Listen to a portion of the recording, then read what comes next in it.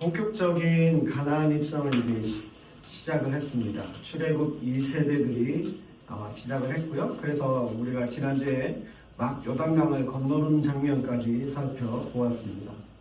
하나님의 크신 능력으로 기적과 같이 200만 명이나 되는 그 많은 사람들이 마른 땅 지나듯이 그렇게 막 범람하는 요단강을 은혜롭게 잘 건넜습니다. 이 소식이 이제 주변에 퍼졌을 거 아니에요, 그렇죠? 요단강 온 요단 그 지역 땅에 있는 사람들에게 다 퍼졌는데 이 소식에 대한 가나안 사람들의 반응이 1절에 나옵니다. 요단 서쪽의 아모리 사람의 모든 왕들과 해변의 가나안 사람의 모든 왕들이 여호와께서 요단물을 이스라엘 자손들 앞에서 말리시고 우리를 건너게 하셨음을 듣고 마음이 녹았고 이스라엘 자손들 때문에 정신을 잃었더라. 이 1절 말씀은 앞에 3장과 4장에 나오는 이 요단강 도하에 대한 결론이기도 하고요. 이제 여기서부터 이제 5장 이후에 나오는 그 사건들의 서론이기도 합니다. 여기 아모리 사람들, 가나안 사람들, 가나안에 사실 7개 대표적인 족속이 있고 사실은 더 많았다고 해요. 15개의 부족이 있었는데 그 중에 가장 대표되는 두 부족만 이야기한 게 아모리와 가나안 족속입니다. 이 사람들이 이 소식을 듣고 마음이 녹았고 정신을 잃었다라고 합니다. 여러분, 이 내용은 사실 앞에 정탐꾼들의 보고와 똑같은 내용들입니다. 기적같이 건너온 그 이스라엘 백성들로 인하여서 두려운 마음, 무력감에 사로잡혀서 감히 이들을 어떻게 해볼 수 없는 그런 지경에 이르게 된 거죠. 근데 사실 이것은 엄밀하게 보면 이스라엘 백성들 때문이 아니라 그 모든 일들을 그 기적들을 행하신 여호와 하나님으로 인하여서 사람들이 그 마음이 혼미백산했다, 이렇게 말할 수 있습니다. 여러분, 그러면 다 건넜고 이 사람들은 정탐꾼의 보고와 같이 이미 막 정신을 잃어버린 상태잖아요. 그러면 어떻게 해야 되겠어요? 전국 전쟁을 해야 되는 이스라엘 백성들의 입장에서는 이것은 절호의 기회가 되는 겁니다. 여러분, 전쟁과 싸움은 기세가 중요하다고들 이야기합니다. 이 상승세를 몰아서 돌격 앞으로 이렇게 해서 나아가야 됩니다. 그런데요, 이어지는 2절에서 주시는 하나님의 오더, 하나님의 명령이 무엇이냐면 할례였어요. 그때 여호와께서 여호수아에게 이르시되 너는 부싯돌로 칼을 만들어 이스라엘 자손들에게 다시 할례를 행하라. 오늘 설교 제목입니다. 다시 할례를 행하라. 2절의 이 그때가 뭐예요? 앞에 말씀드린 것처럼 1절과 같은 상태입니다. 정말 절호의 기회이고요. 이 몰아붙일 때 몰아붙여야 됩니다. 빅 찬스예요. 근데 하나님은 여기서 뭐라고 하시냐면 다시 할례를 행하라고 하십니다. 하나님의 이 말씀은 완전 이 전쟁을 막 시작해야 되는 그 사람들의 입장에서 보면 찬물을 끼얹는 명령과 같습니다. 전쟁을 해야 하는데 할례를 행하라고 하는 것은 굉장히 어리석은 바보 같은 결정일 수밖에 없어요. 왜냐하면 오히려 그 할례를 행함으로써 적에게 빌미를 주고요, 오히려 공격받을 수 있는 그 위험을 떠안게 되는 겁니다. 아시는 것처럼 할례는요, 할례를 행하고 나면 남자들은 한 일주일 정도 고동이 힘들어요. 쉬어야 됩니다. 가만히 있어야 한 거죠. 이 사실을 만약에 가나안 사람들이 알았더라면 이때가 오히려 그들에게는 기회다 싶어서 역습을 할 수도 있는 그런 여지를 남겨줄 수 있는 명령이 뭐냐? 다시 할례를 행하라. 하나님께서 이것을 모르실 리가 없으셨을 겁니다. 아니, 할례를 행하라고 하실 거면 광야에 있을 때 하게 하시든지, 아니면 요단강을 건너오기 전에 이쪽 동편을 다 정복했을 때, 그때 좀 시간적인 여유가 있는데 이제 요단강을 들어왔고 우리가 들어온 걸 다 이 가나안 사람들이 아는데 왜 하필이면 이 중요한 시점에 중요한 사건을 앞두고 이렇게 할례를 행하라고 하셨을까요? 이 중요한 순간에 다시 할례를 행하라고 하시는 하나님의 숨겨져 있는 뜻과 의도가 있다라고 하는 것을 우리는 눈치챌 수 있습니다. 이것에 대해서 오늘 좀 생각해 보려고 하는데요. 제가 지금 갑자기 여호수아서를 다시 앞에서부터 지금 묵상하면서 설교하잖아요. 참 우리에게 주는 메시지들이 있는 것 같아요. 특히 이제 오늘 말씀도 좀 그런 부분에서 제게 많이 도전이 되었던 말씀인데, 함께 그 하나님의 말씀 안에 좀 우리가 은혜를 함께 할 수 있는 시간이 되면 좋겠습니다. 아무튼 이런 하나님의 말씀에 여호수아와 백성들은 3절에 보시면 즉시로 순종합니다. 하나님 지금 이때가 아닌 것 같은데요 라고 말하지 않고 하나님께서 그렇게 말씀하실 때 이제 여호수아와 이스라엘 백성들은 다 그대로 행합니다. 할례를 다 행해요. 여러분, 할례라고 하는 건 적나라하게 하기 그러하지만 남자들의 생식기에 표피를 베어내는, 그렇죠? 그래서 부싯돌로 칼을 만들었고요. 이 할례산이라고 언급되어 있긴 하지만 주변에 약간 언덕과 같은 그런 산, 이게 따로 있는 건 아니고요. 그냥 그런 산을 지칭해서 그 할례산에서 할례를 시행했던 겁니다. 할례는요, 하나님께서 아브라함과 언약을 맺으시면서 할례를 행할 것을 말씀하셨고, 그래서 유대인들이, 히브리인들이 이제 이 할례를 행함으로써 아브라함의 자손 되었다라고 하는 그 언약 안에 있는 것으로 유대인들이 시행하고 있는 겁니다. 이 할례가 유대인만 하는 건가? 이스라엘만 하는 건가? 아닙니다. 고대 극동 지역에 있는 나라들, 많은 나라들 안에서 이와 같은 할례를 행하는 의식이 있었는데, 그 중에서도 가장 유일하게 유대인들, 히브리인들은 그 할례를 통해서 하나님의 언약 관계 안에 있음을 표시하는 표징으로서 이 할례를 받게 했어요. 그래서 하나님의 백성된, 여호와 하나님의 백성되었다라고 하는 그 표징으로서, 징표로서 이 할례를 시행했다라고 하는 걸 기억해 두시면 좋겠습니다. 그러면서 이제 4절에서 7절에 보면 이렇게 다시 할례를 행하는 이유가 쭉 설명되어 나옵니다. 이걸 제가 한번 읽어보겠습니다. 여호수아가 할례를 시행한 까닭은 이것이니 애굽에서 나온 모든 백성 중 남자 곧 모든 군사는 애굽에서 나온 후 광야길에서 죽었는데 그 나온 백성은 다 할례를 받았으나 다만 애굽에서 나온 후 광야길에서 난 자는 할례를 받지 못하였습니다.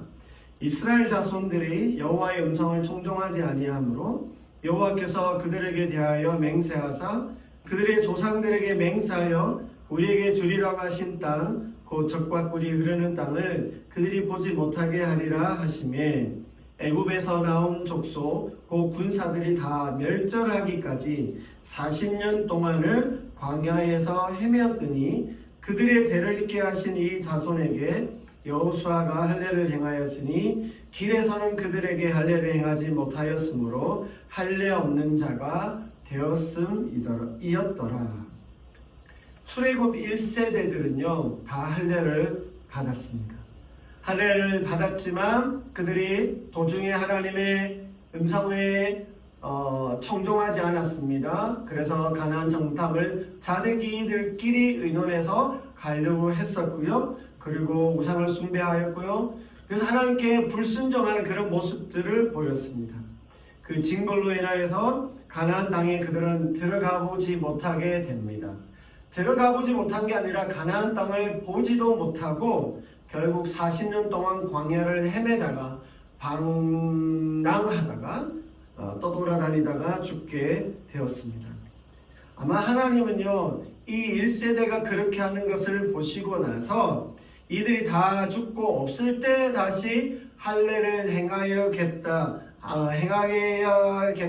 그렇게 계획을 하신 것 같아요. 그래서 7절 그리고요 이 7절 말씀해 보시면 사실 광야에서요, 광야의 생활이라는 게 언제 어떤 상황을 맞닥뜨릴 수 있을지 모르기 때문에 사실 이 할례를 행한다는 게 사실은 거의 어려웠고요. 또 광야에 이스라엘 백성들의 이동하는 그게 어떻게 이동했어요? 그들이 성막에 구름이 떠오르며 언제 떠나야 될지도 모르기 때문에 이들이 할례를 사실은 여건상, 환경상 행할 수 없는 그런 상황이었습니다. 물론 영적인 부분에서도 그런 부분들이 있었어요.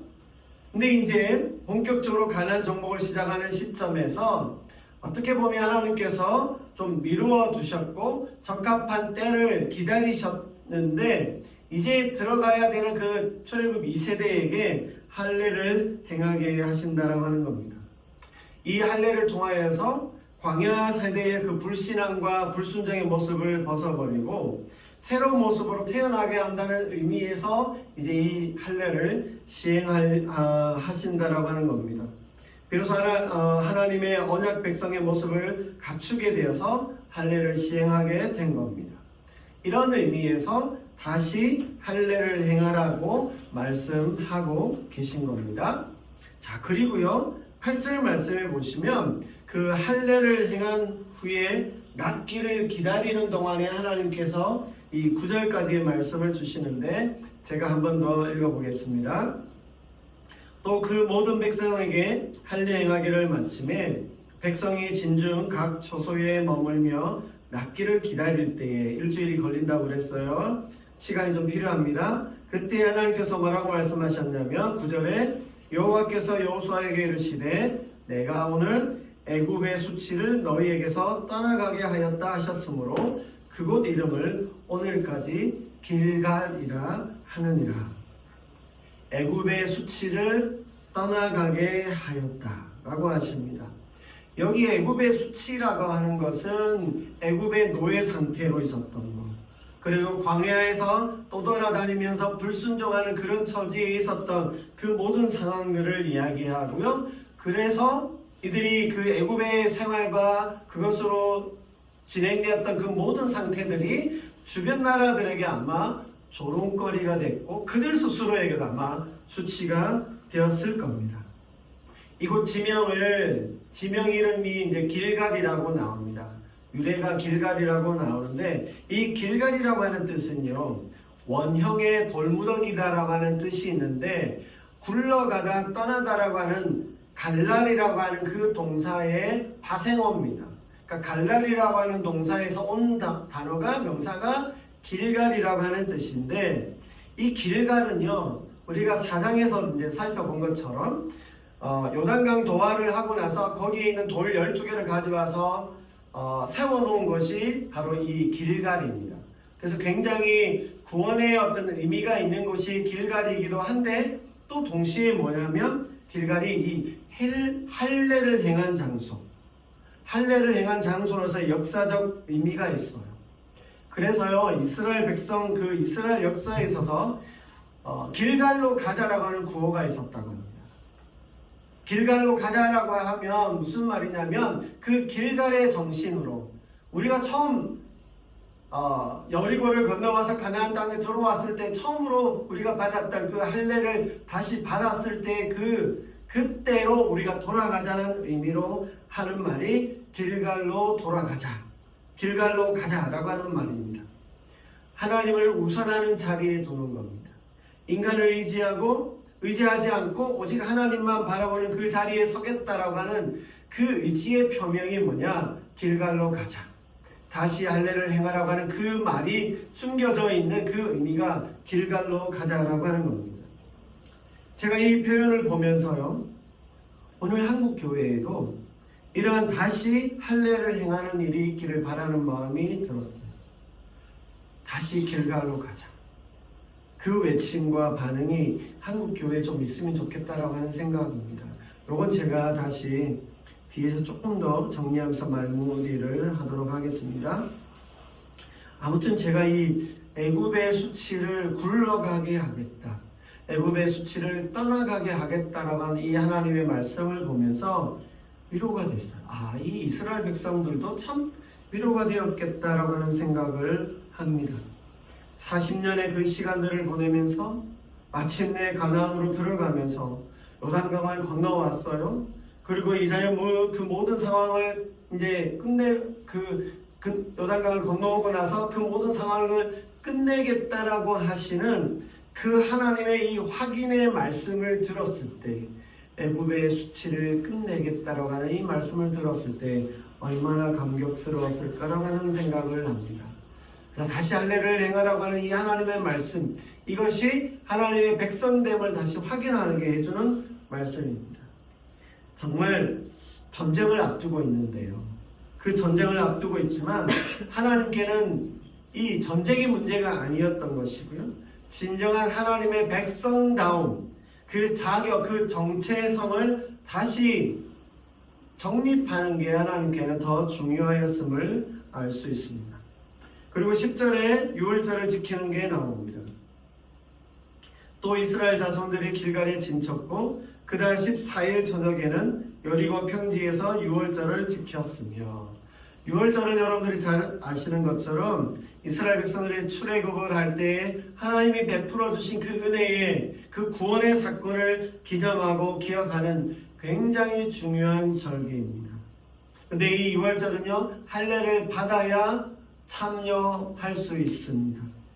그래서 지금 가나안에서 처음 지키는 이 유월절을 할례를 통하여서 받았기 때문에 지금 시행하게 된 겁니다. 그래서 어떤 의미에서 보면 유월절을 지키기 위해서 조금 서둘러서 또 뭔가 이렇게 좀 적절한 때가 아닌 듯해도 할례를 행하라고 하셨던 것 같습니다. 애굽에서 이 지키는 유월절이요, 애굽에서 그 유월절은 출애굽 1세대가 지켰던 그런 어떤 유월절이지만, 이제 가나안에서 이 첫 유월절은 출애굽 2세대에게 그 언약의 갱신과 확인으로 하나님께서 이루게 하셨다라고 하는 것을 기억해야 합니다. 자, 여기까지 보면서요, 좀 우리가 깨닫는 하나님의 마음과 뜻이 있습니다. 하나님께는 뭐가 더 우선하고 더 중요하신 한지, 하나님께서 뭘 더 중요하게 보시고 더 우선해서 보시는지를 우리가 알 수 있어요. 하나님은요, 이스라엘 백성들이 하나님과의 그 관계 안에서 바른 정립을 하기를 원하셨습니다. 여러분, 그 출애굽 1세대가 40년 동안 광야를 방랑했고 고생했다, 그렇게 이야기하는 건 출애굽 1세대의 입장이지만, 하나님의 입장에서 보면, 하나님의 편에서 보면요, 하나님은 그 진정한 하나님의 백성들을 기다리시기 위해서 40년의 그 시간들을 하나님께서 기다리셨다, 이렇게 말할 수 있습니다. 그래서 하나님께는 이 가나안 정복에 앞서서 해야 할 일이 뭔가 무기를 점검하고 또 전략을 세우고 하는 그런 일들이 아니라, 이 이스라엘 백성과 하나님과의 그 언약 관계를 다시 점검하고 정비하는 일이 필요했다라고 이야기할 수 있습니다. 전쟁, 전술상 시급하게 몰아붙여서 뭔가 이게 기세가 올랐을 때 막 해야 하는 게 맞지만, 하나님의 결정은 오히려 위험을 감수하고라서라도 오히려 이스라엘 백성들을 더 취약한 상태로 들어가게 하는, 다시 할례를 행하라고 하시는 그 말씀을 주고 계시는 겁니다. 취약한 상태가 되는 겁니다. 큰 전쟁을 앞두고, 정복 전쟁을 앞두고 하나님의 구원을 체험하기 위해서 다시 취약한 상태로 들어가는 것. 뭔 말이에요? 그들이 이전에 가지고 있었던 애굽의 모든 그 어떤 상태들, 가치관들, 세계관들을 다 끊어내어 버리는, 벗겨버리는 그 어떤 의식, 영적 의식이 여기에서 할례다라고 말할 수 있습니다. 더욱더 그들은 전적으로 하나님을 의지하고 하나님과의 그 근본 관계에 집중하면서 나아가야 한다라고 하는 그 정체성을 하나님께서 여기에서 확립해 주고 있다라고 하는 겁니다. 여러분, 이것은 우리에게도 마찬가지입니다. 우리에게도 마찬가지입니다. 뭐가 중요한지, 우리의 신앙에 있어서 우리가 하나님 앞에 나아간다고 할 때, 우리가 하나님 나라의 백성으로서 교회로서 나간다고 할 때 뭐가 더 중요한지를 우리에게 알게 해주는 거죠. 오늘 이스라엘 백성들이 걸어온 이 가나안 땅에 들어오면서 이 발자취들, 요단강을 건널 때 그 영적인 체험들, 그리고 여기 할례를 행하죠. 그리고 나서 6월절에 그 구원의 그 어떤 잔치의 사건에 이제 참여하게 되어지는 이 일련의 과정들을 보면서 정말 우리가 하나님의 백성다움을 갖춰야 되는 그 시작점으로서 하나님은 다시 할례를 행하라. 그 영적인 체험이 있었기 때문에 그 표징으로서 할례를 행하도록 하시는 것을 보게 됩니다. 여러분, 우리가 하나님과 사귀어 살고 하나님과 동행하는 그 삶을 살아갈 때에, 또 우리가 하나님을 신앙한다라고 할 때에, 여러분, 하나님은 이벤트가 중요하지 않습니다. 하나님 그렇게 보여지는 그 큰 사건들이 중요하지 않아요. 하나님은 사역이 중요한 게 아니라 하나님과의 그 우선된 관계, 그 근본된 관계, 하나님과의 어떤 정체성 안에 우리가 머물러 있느냐라고 하는 것을 하나님이 더 중요하게 생각하시기 때문에 큰 사건을 앞두고 다시 할례를 행하라 라고 하나님께서 말씀하고 계신다라고 하는 겁니다. 여러분, 우리가 하나님 앞에 나가고 하나님의 백성된 그 삶, 그리스도인의 그 삶을 살 때 하나님과 그 근본된 그 관계 항상 우리가 기억하고요, 그것을 잘 지켜나갈 수 있는 우리가 되시기를 바랍니다. 아멘. 이제 그렇게 6월절을 지키게 된 것이 은혜이고 감사인 겁니다. 6월절 다음 날부터 무교절이 시작됩니다. 그러니까 6월절을 지킨다라고 하는 건 무교절을 같이 생각하시면 되는데, 6월절은 한 날이고 그 다음 일주일간은 무교절입니다. 이때 6월절 양을 잡아서 피를 문설주와 문인방에 바르죠. 그리고 그 고기를 구워서 무교병과 쓴 나물을 함께 이렇게 먹는 식사를 일주일 동안 합니다. 이때 무교병이라고 하는 건 그 누룩을 넣지 않아요. 효모라 그러죠. 그거를 넣지 않습니다. 그래서 그냥 밋밋한 그런 어떤 빵을 먹는데요. 11절 12절을 제가 한번 읽어보겠습니다. 6월절 이튿날에 그 땅의 소산물을 먹되 그날에 무교병과 볶은 곡식을 먹었더라. 또 그 땅의 소산물을 먹은 다음 날에 만나가 그쳤으니 이스라엘 사람들이 다시는 만나를 얻지 못하였고 그 해에 가나안 땅의 소출을 먹었더라. 여기 볶은 곡식은 보리를 말합니다. 이 보리를 말하는데, 이들이 가지고 있던 보리가 아니라 가나안 땅에서 나는 보리를 어떻게 구했나 봐요. 있었나 봐요. 아무튼 그 보리입니다. 장신들이 농사 지은 건 아닙니다. 근데 6월절 그 무교절을 시작할 때 그 땅에 난 소산물을 이제 그 보리를 먹기 시작했습니다. 그 소산물을 먹기 시작하니까 12절에 나온 것처럼 그때부터 만나가 그쳤어요. 12절 이제 뒤에 보면 다시는 만나를 먹지 못하였다라고 말합니다. 만나가 뭡니까? 하나님께서 하늘에서 직접 공급해 주시는 그들의 일용할 양식들이었어요. 그래서 이 만나는 하나님이 공급해 주시는 그 은혜를 상징하는 거였습니다. 근데 그 만나가 그쳤대요. 더 이상 오지 않는데요.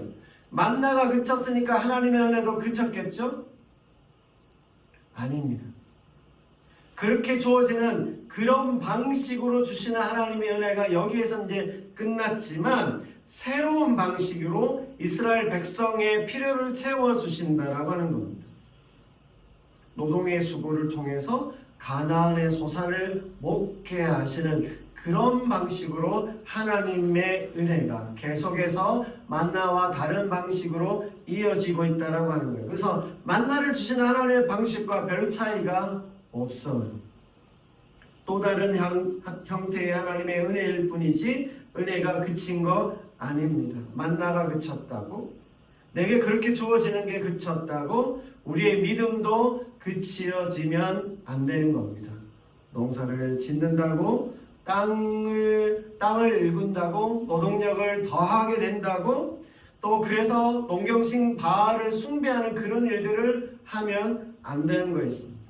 오히려 그 새로운 상황에 적응하여서 여전히 주시는 그 하나님의 은혜를 바라보면서 그 은혜에 합당한 열매들을 더 거두어가는, 아니 더 어떻게 보면 더 온전한 그 의를 이루어가는 그 삶이 이스라엘 백성들에게 요구되어졌다라고 하는 것을 기억할 필요가 있어요. 우리도 마찬가지입니다. 하나님께서 나를 먹이시고 나를 인도하시는 은혜가 달라질 수 있고 다른 형태로 우리에게 임하신다라고 하는 것을 우리가 기억할 필요가 있습니다. 그래서 우리에게 주어지는 새로운 상황 안에서 더욱더 온전한 모습으로 그 이에 합당한 모습으로 그 열매를 맺혀가는 우리가 되시기를 바랍니다. 이제 말씀을 정리하겠습니다. 오늘 좀 마무리는 조금 제가 좀 이 얘기를 해야 한다라고 생각을 하고 있기 때문에 오늘 이 말씀을 좀 드리는데요. 다 알고 있는 것처럼 지금 한국 사회의 상황이라고 하는 것, 이 탄핵 정국이 굉장히 혼란스럽고요. 또 자칫 위태로울 수도 있는 그런 국면들이 없지 않습니다. 그래도 사실은 제가 좀 조심스러운 전망이지만 다행히도 지금 헌법재판소의 탄핵 심판은 제가 볼 때는 명확해 보여요. 분명하게 이 탄핵이 인용될 것이다 라고 하는 생각하고 있습니다. 그런데 이 한국 교회의 상황도요, 사실은 심각하고 좋지 않습니다. 제가 이 시국에 대한 언급을 잘 안 하려고 합니다. 관심은 많아요.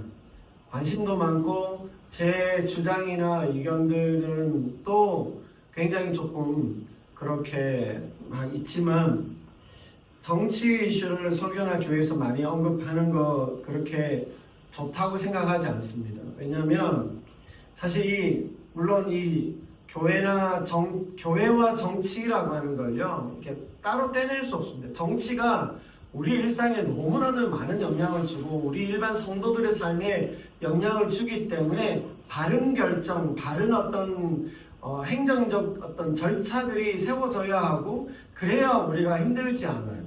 누가 지도자로 들어서느냐에 따라서 우리가 얼마나 심각한 영향을 받는지 이번에 뼈저리게 경험하고 있는 것 아닙니까?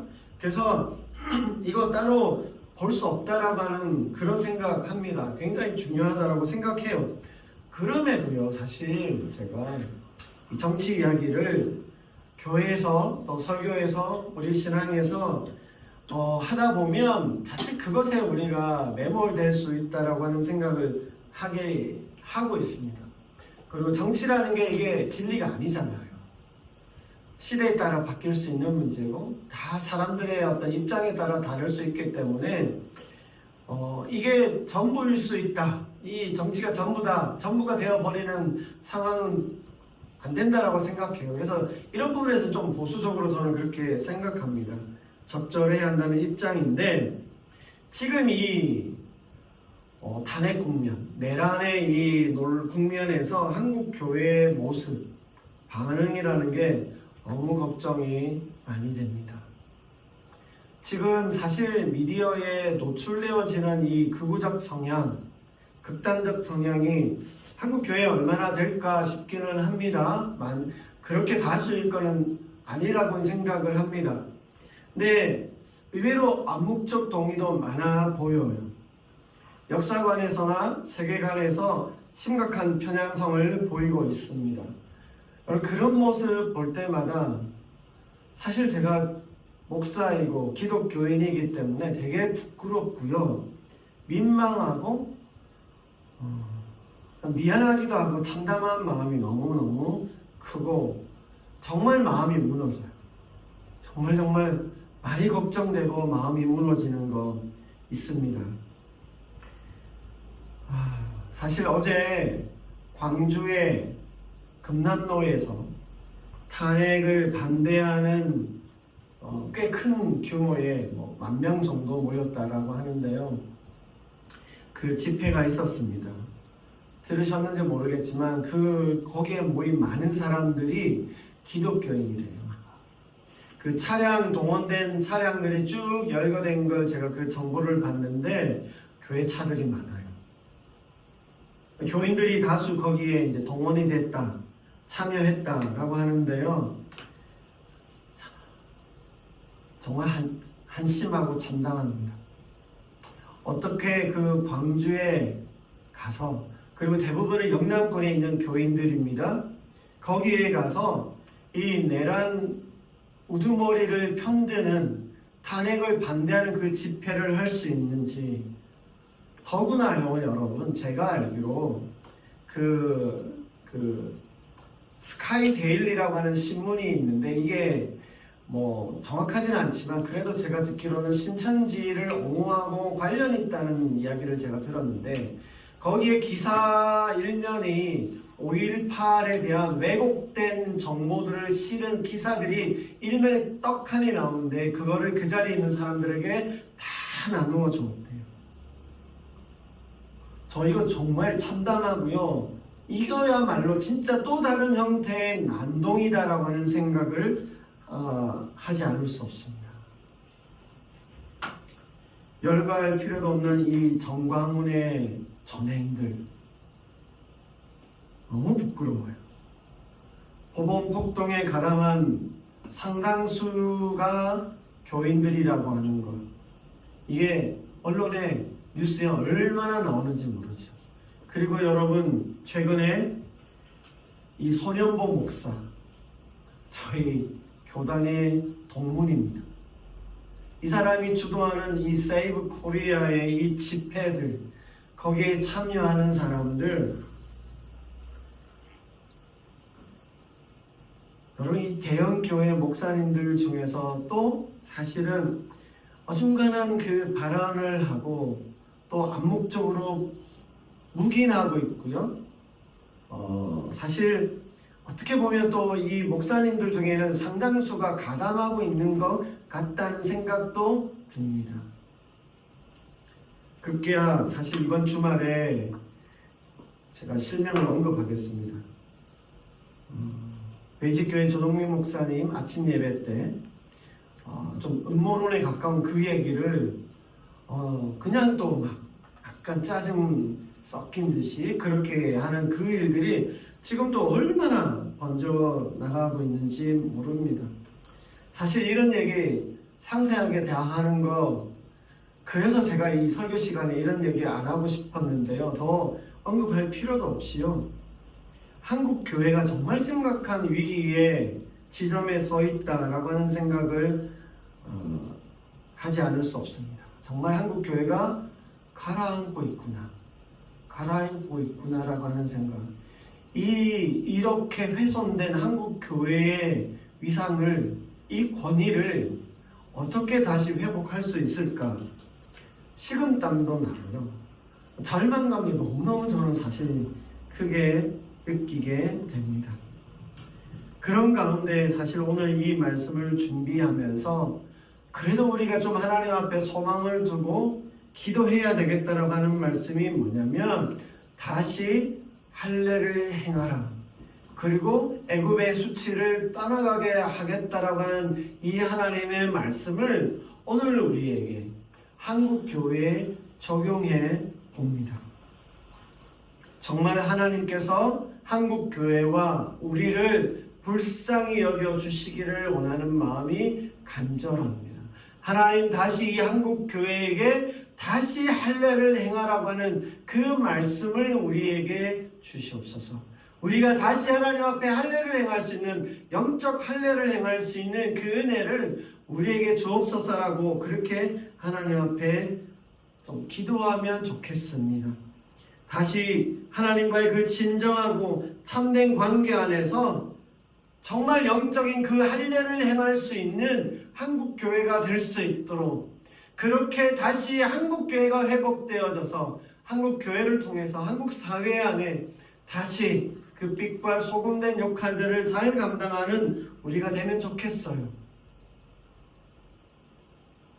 길갈로 가자. 한국 교회가 다시 길갈로 가자라고 하는 그 구호를 외쳤으면 좋겠습니다.